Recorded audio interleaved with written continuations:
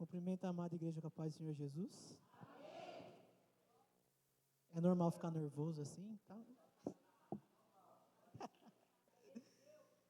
Irmãos, abram as vossas Bíblias em Gênesis, capítulo 41.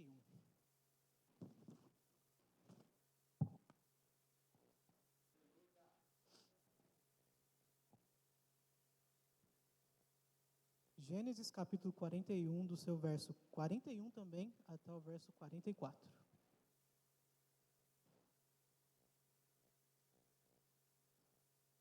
Estarei lendo para não tomar muito tempo da igreja. O faraó disse mais a José: Vê, eu te estabeleço sobre toda a terra do Egito. E o faraó tirou do dedo seu anel selo e o colocou no dedo de José. Mandou que o vestissem com linho fino e colocou uma corrente de ouro fino em volta do seu pescoço. Também o convidou a subir em sua carruagem real, tendo à frente os arautos do império que o ia bradando: Inclinai-vos. Assim José foi empossado no comando de toda a terra do Egito. E acrescentou ainda o faraó: Eu sou o faraó, mas sem tua permissão ninguém erguerá a mão ou o pé para dar um passo em toda a terra do Egito. Pode se assentar. Irmãos, vamos falar um pouquinho sobre José. Vamos voltar lá atrás. José, filho de Jacó, com Raquel. Para quem não conhece, Jacó, ele viu Raquel e se apaixonou imediatamente por ela.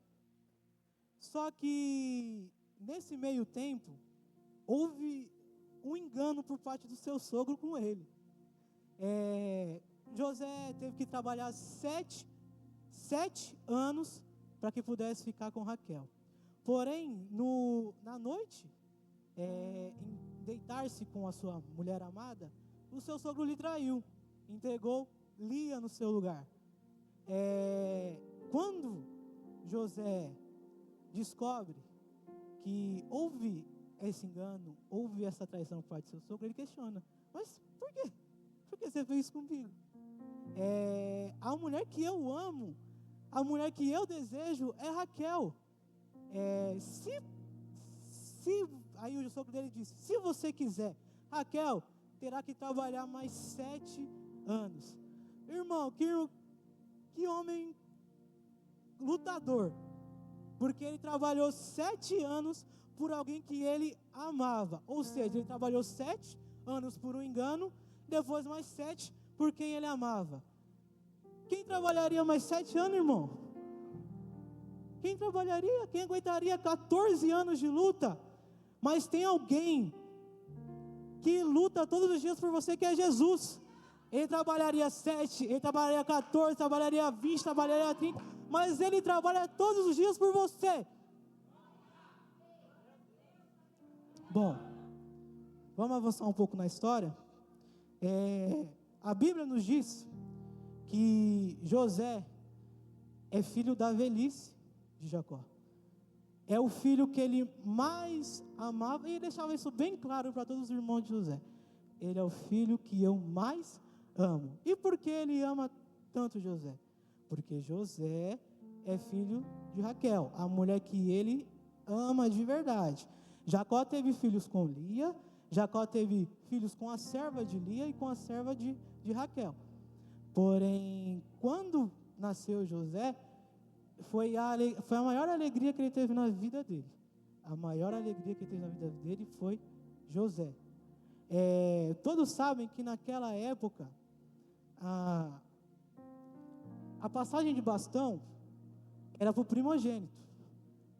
Só que José, ele não queria que o primeiro filho que ele teve com Lia fosse dar continuidade na história de Jacó, né? na família dele.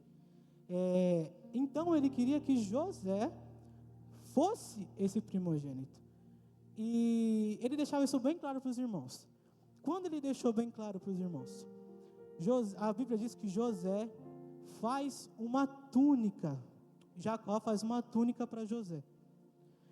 Irmãos, naquela época, para se fazer uma túnica colorida igual foi a de José, não era uma coisa fácil de se fazer, porque era tudo natural, a cor tinha que vir do natural. E quando Jacó faz essa túnica para José e dá para ele deixa bem claro: você vai ser o meu sucessor, você que vai cuidar de tudo. Só que aqui eu vejo dois erros. Um por parte de Jacó, que não fez essa passagem de bastão na frente dos seus irmãos. É igual o pastor chegar e falar para o Léo: Léo, a partir de agora você comanda tudo. E o Léo no dia seguinte chegar trocando tudo na igreja, chegar mandando em tudo na igreja. Só que a gente não vai acreditar. Por quê? Porque o pastor, ele não fez isso na frente da igreja. Isso é um erro de Jacó. E qual é o erro de José? José, ele saiu se amostrando com a túnica para os irmãos dele, para causar mais inveja para os irmãos dele, para deixar seus irmãos mais irados. Mediante a isso, a Bíblia relata que aqui é onde Deus entra na história de José. Deus dá 2 sonhos a José. E eu vou falar apenas de um. Onde o sol, a lua e todas as estrelas se prostram diante de José, representando sua família. Tanto é que Jacó questiona: você acha que eu, sua mãe, seus irmãos iremos nos prostrar diante de você? Só que aqui tem um ponto interessante, que Jacó, ele poderia ter questionado mais, ele poderia ter feito perguntas a José, só que ele se cala. Irmãos, quando Deus dá um sonho para uma pessoa e a gente não entende o porquê daquilo no momento, a gente deve se calar. A gente não deve questionar. Se Deus deu um sonho para o Denilson, o sonho é do Denilson. Não importa quando, como e onde vai se realizar. Mas se Deus deu um sonho para o Denilson, ele vai se realizar. Amém? Certo dia, seus irmãos foram pastorear. E Jacó, ele envia José ao encontro dos seus irmãos. E quando os seus irmãos o veem de longe, eles falam: lá vem o sonhador.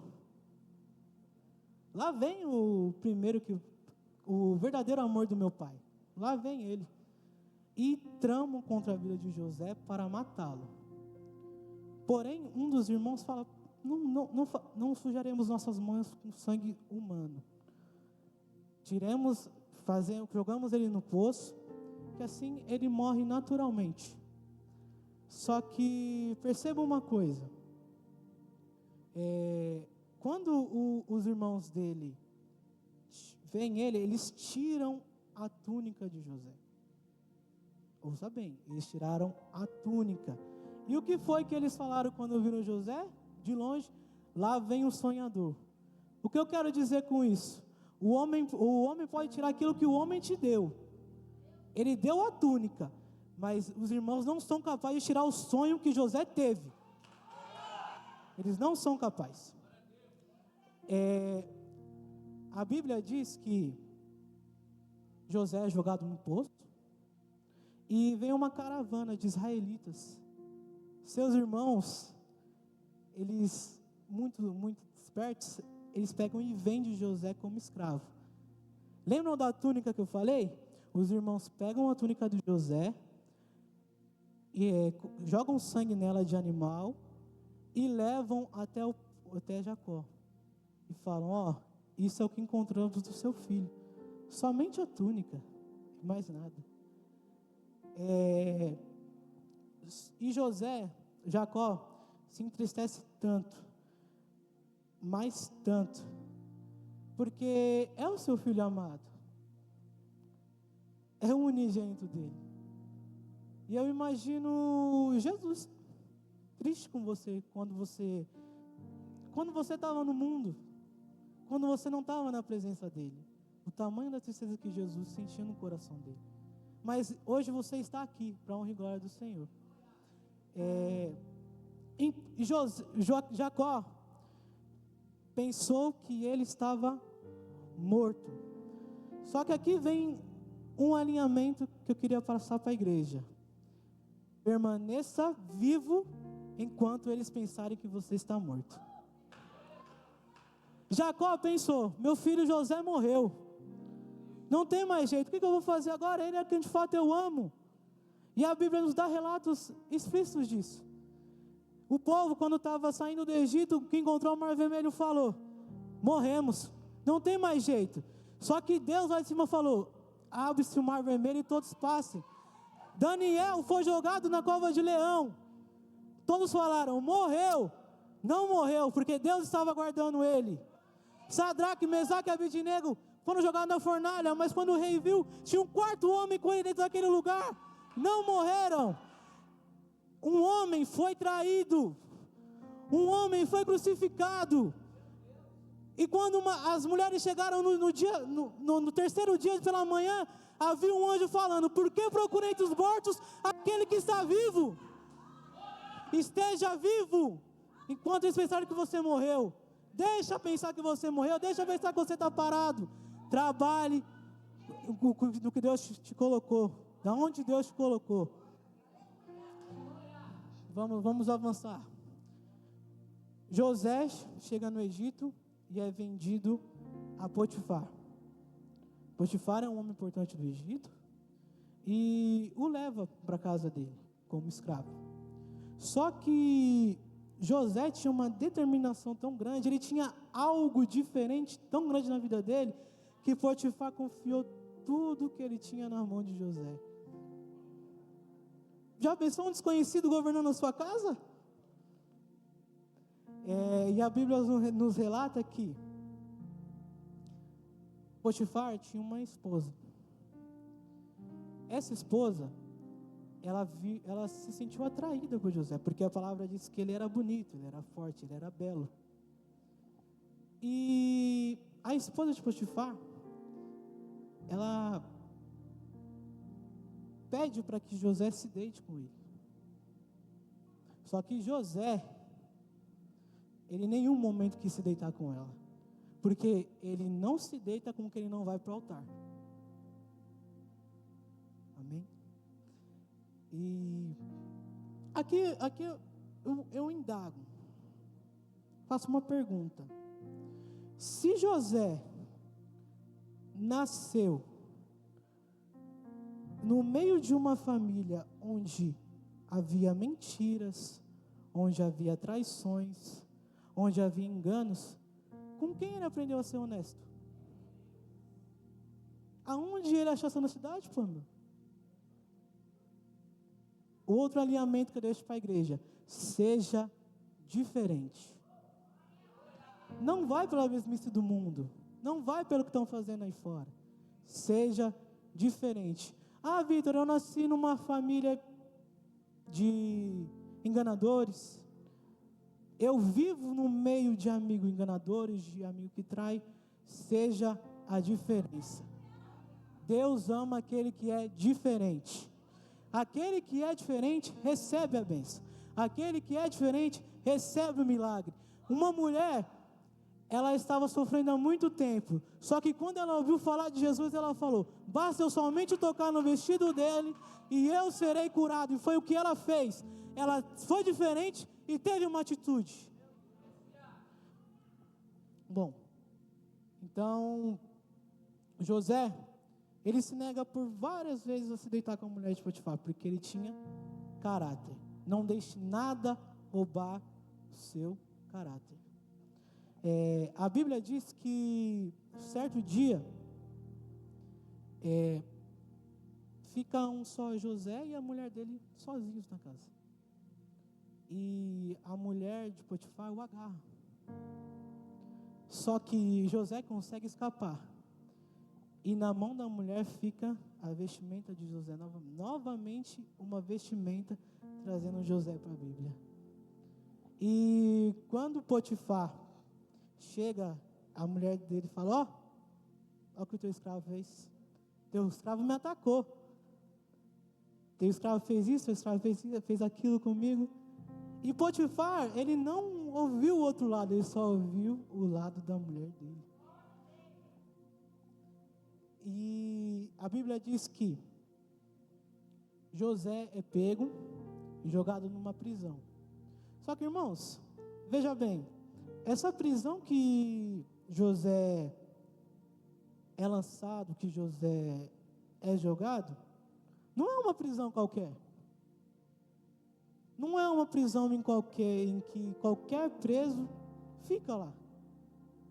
É uma prisão onde tem pessoas que têm conexão com o faraó. Lá, nós temos o copeiro, nós temos o padeiro. E, irmãos, aqui eu tiro um ensinamento. Por mais que nós estejamos numa prisão, por mais que nós pensamos que acabou, que eu vou morrer, às vezes o lugar que você está é melhor do que o outro está. Às vezes o lugar que Deus te coloca não é para você morrer. É para você fazer algo diferente. É para você ser a diferença. E aqui a Bíblia vai nos relatar que o José, ele ganha a confiança do carcereiro-chefe. Irmãos, que homem é José? Ele ganha a confiança de Potifar e ganha a confiança do carcereiro-chefe? Como que esse homem era? Aonde ele aprendeu a ser assim, se na casa dele não era assim?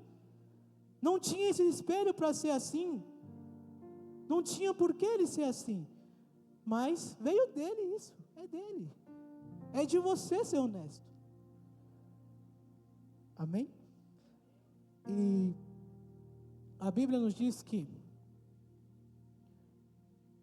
ao conhecer o copeiro e o padeiro, ambos têm um sonho. O sonho do padeiro,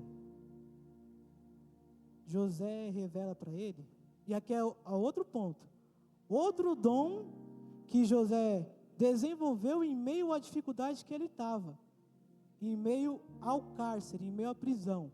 Então, uma prisão não é para você ficar parado, é para um desenvolvimento de dons. E aqui ele desenvolve o dom de interpretação de sonhos. O padeiro, eu não vou falar aqui todos os sonhos dos dois, mas basicamente quando o padeiro conta o seu sonho a José, José fala: olha, infelizmente daqui a 3 dias você vai perder sua vida. Não sei o que foi que você fez, o que aconteceu, mas daqui a 3 dias, infelizmente, sua vida será ceifada. E quando chega a vez do copeiro contar o seu sonho, José revela para ele: olha, daqui 3 dias você será restituído ao seu cargo. Daqui 3 dias você vai voltar para o palácio de onde você estava. Só que quando você voltar, faça um favor, lembre-se de mim. Não me deixa aqui não. Fala meu nome lá. Aqui eu trago um ponto interessante também. José, ele fala para um homem: lembra-te de mim. Só que quando o homem chegou até Faraó, chegou no palácio, ele se esqueceu. Ele não lembrou de José. E a Bíblia nos relata outra pessoa que falou: lembra-te de mim? Quem foi a outra pessoa que falou: lembra-te de mim? Um ladrão. O ladrão naquela cruz. Porém, ele não falou para um homem, ele falou para Jesus: lembra-te de mim. O homem pode se esquecer de você, o homem pode esquecer o que falou para você, o homem pode esquecer a promessa que ele fez para você, mas Jesus nunca se esquece, Deus nunca se esquece de você. E Jesus falou: hoje mesmo estará comigo no paraíso. Oh, meu Deus, coisa linda. A Bíblia nos relata que passam-se 2 anos e José lá na prisão. A Bíblia não relata em nenhum momento que ele murmurou, sabe, que ele se indagou com Deus, que ficou irado com Deus. A Bíblia só relata que ele esperou 2 anos na prisão. E certo dia, Faraó teve 2 sonhos também. E ele chama todos os magos, todos os adivinhos de sonho, para tentar decifrar o sonho que ele teve. Só que nenhum deles consegue decifrar o sonho de Faraó. Aí é quando o copeiro se lembra: há um hebreu na prisão. O que eu deixo para a igreja aqui? Por mais que demore. Vitor, eu estou esperando uma bênção faz 10 meses, faz 1 ano. Por mais que demore, nunca saia da presença de Deus. José estava na presença de Deus na prisão ainda. E quando ele foi lembrado, ele se pôs de frente de Faraó, porque Deus enviou ele lá. E Faraó conta o seu sonho para José. Igreja, pode colocar de pé aqui. Pode colocar de pé, igreja, que eu já vou encerrar, que o horário está meio apertado. E quando José chega à frente de Faraó, ele revela o que Deus quis falar com o Faraó. Olha, Faraó, o sonho que você teve vão trazer 7 anos de abundância para o Egito, porém vão trazer 7 anos de fome para o Egito. Só que talvez ali Faraó ele não queria só ouvir um problema, ele queria também uma solução. E José deu a solução para o Faraó. Falou: façamos isso, construímos celeiros, trazemos de toda a terra do Egito, guardemos. Então, às vezes não traga só o problema para o seu irmão, para a sua família, traga a solução também. Seja a diferença. E quando José fala com o Faraó, interpreta o sonho de Faraó e dá a solução ao Faraó, Deus, Faraó, ele honra José. Ele fala: certamente acharemos outra pessoa igual a você aqui no Egito? Não existe outra pessoa igual a você no Egito. E o que Faraó fez, que Jacó deveria ter feito com José? Faraó pegou José, mostrou para todo o Egito: esse daqui está abaixo de mim, acima dele só eu. Então, quando honrarmos, quando machucarmos alguém também perante a uma multidão, não façamos isso escondido, não chegamos nele e pedimos perdão só. Não chegamos nele e damos a honra somente nele, porque ninguém vai dar credibilidade. Façamos isso diante de todos, para que todos possam ver quem é o escolhido por Deus. Amém? Aqui eu já encerro minha participação. O grupo de louvor pode ficar à vontade. Deus abençoe. Aleluias. Quem tem entendido a palavra de Deus, amém? Aleluias. É noite de Deus estar restituindo alguns sonhos. A restituição é tão tremendo, porque ela vem no momento que nós não esperamos. Aleluia. Diácono, aleluia, que mensagem.